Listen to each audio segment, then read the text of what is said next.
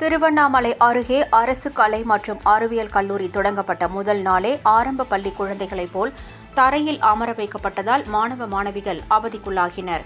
திருவண்ணாமலை மாவட்டம் செங்கத்தில் உள்ள ஒரு தனியார் பள்ளியில் அரசு கலை மற்றும் அறிவியல் கல்லூரி புதிதாக தொடங்கப்பட்டு மாணவர் சேர்க்கை நடைபெற்று வந்தது.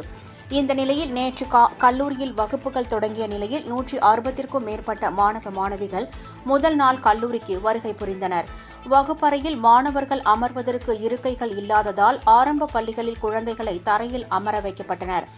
மேலும் மற்றொரு அறையில் உள்ள இருக்கைகளை மாணவர்களே எடுத்து வரச் செய்து கல்லூரி நிர்வாகம் அமர வைத்தது. இந்த அவல நிலையை கண்டு முதல் நாள் கல்லூரிக்கு தங்களது பிள்ளைகளுடன் வந்த பெற்றோர்கள் அதிர்ச்சி அடைந்தனர். கல்லூரி வகுப்பறை பணிகள் முழுமையாக நிறைவு பெறாத நிலையில் அவசர கதியில் கல்லூரி தொடங்கப்பட்டிருப்பது பொதுமக்களிடையே அதிருப்தியை ஏற்படுத்தியுள்ளது.